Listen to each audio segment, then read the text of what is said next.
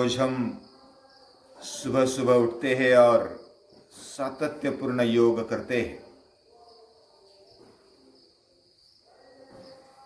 जो बात सतत की जाती है वह अगर मन लगाकर या तो हृदय के साथ न की जाए तो उसमें शुष्कता आती है, वो कर्मकांड सा बन जाता है। लेकिन वही बात जब हम मन पूर्वक करते हैं, हृदय पूर्वक करते हैं, तो वह हमारे लिए उत्सव बन जाता है। जैसे हमें हर दिन प्यास लगती है, भूख लगती है। प्यास लगती है तो बार बार पानी पीने के बावजूद भी हम उसी आनंद से, उसी उत्साह से पानी पीते हैं, क्योंकि प्यास लगती है। वैसे ही हमें भूख लगती है और वो बार बार खाने के बावजूद भी हमें आनंद आता है, मजा आता है, उसमें उत्साह रहता है।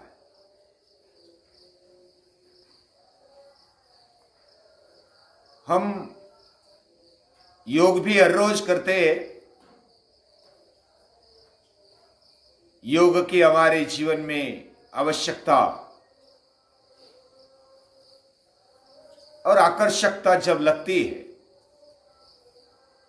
तब हमें उसमें नावीन्य दिखाई देता है। अलग अलग तरीके से और मनपूर्वक उसको देखते, उसको करते, तो हमारा हर पल, हर दिन नया ही होगा। जिसमें सातत्य होता है और मनपूर्वक वो बात होती है तो उसका एक गहरा परिणाम हमारे जीवन पर होता है। सातत्यपूर्ण जब कोई कृति या तो कोई आदत हमारे जीवन में आ जाती है तो हमारा जीवन बनने लगता है। लेकिन सातत्यपूर्ण करने से और अगर मन नहीं है तो उससे हम ऊब जाते हैं।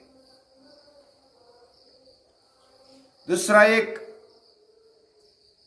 दोष हमारे जीवन में आने लगता है कि हम जब सातत्यपूर्ण करते हैं तो वो अपने आप होने लगता है, ऐसा लगता है। और हम उस कृति को, उस कार्य को जागरूकता से न करते हुए वो आदत से करने लगते हैं। और जब आदत से करते हैं तो हम कभी भूतकाल में चले जाते, कभी भविष्य काल में चले जाते हैं और जो करते हैं वो बात पीछे रह जाती है। यानी जो कृति करनी है उसके साथ हमारा मन होना चाहिए, उसमें जागरूकता होनी चाहिए। और जिसमें मन है उसमें जागरूकता है, और जिसमें जागरूकता है उसका परिणाम होता है। हम कोई कार्य तो करते हैं, अभ्यास कर रहे हैं, लेकिन ध्यान दूसरी तरफ है। हम व्यायाम तो कर रहे हैं या तो शरीर की हलचल तो कर रहे हैं, लेकिन हमारा मन दूसरी तरफ है, तो उससे हम ऊब जाते हैं। जो भी चल रहा है, मानवीय स्वभाव भी एक ऐसा है, वो एक सैंपल है। वो जो भी कृति करता है वो अच्छी भी करता होगा तो बार बार करने पर उसको ऐसा लगता है कि ये दूसरा जो करता होगा वो बहुत अच्छा है। दूर से पर्वत अच्छे दिखते हैं। हम जो कर रहे हैं और अच्छा भी कर रहे हैं, लेकिन मैं जो कर रहा हूं वो अच्छा नहीं है, मैं जो स्थान पे रह रहा हूं वो भी अच्छा नहीं लगने लगता, दूर का अच्छा लगने लगता है और हम भटक जाते। हमारा चित्त, हमारा मन वो करने में नहीं लगता। ये अलग अलग व्यवधान हमारे जीवन में, हमारे कार्य में आ जाते हैं। हमने जो लक्ष्य रखा है वो लक्ष्य के बीच में आने वाले व्यवधान, अंतराय वो आते हैं। उसको हमने पहले पाद में देखा है। ये जो 9 अंतराय है वो कभी शरीर दुखता है, कभी अकर्मण्यता आ जाती है, आलस्य आ जाता है, कभी प्रमाद आ जाता है, कभी ऐसा लगता है कि इंद्रियों को अलग चाहत होती है और हम अलग अलग उसको करवाना चाहते हैं।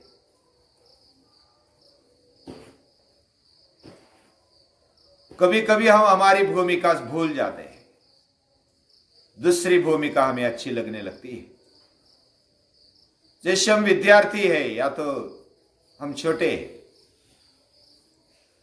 तो हमें हमारी भूमिका समझ लेनी चाहिए, और वो भूमिका न समझना ये भी एक अंतराय है।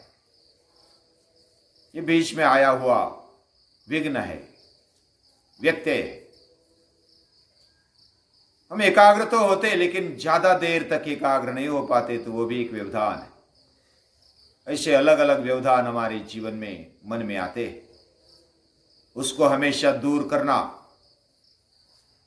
ये जो साधक है उसको वो जागरूकता से करना चाहिए।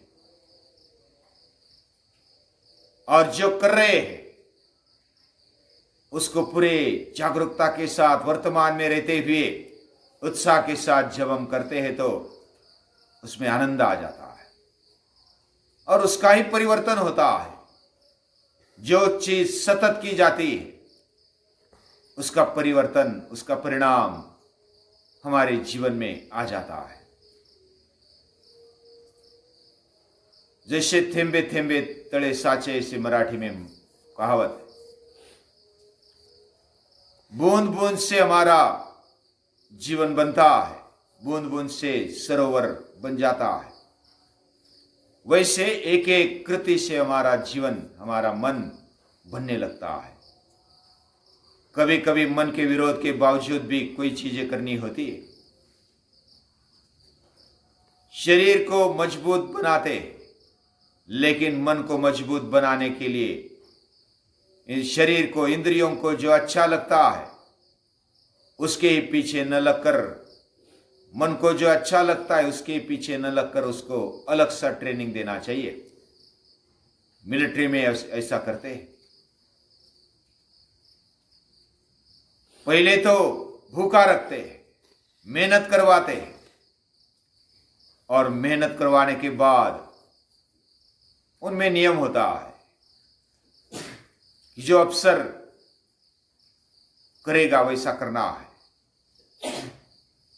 वो खाता है तो खाना है, वो खाने के बाद यानी कि जब उठ जाता है तो उठ जाना है।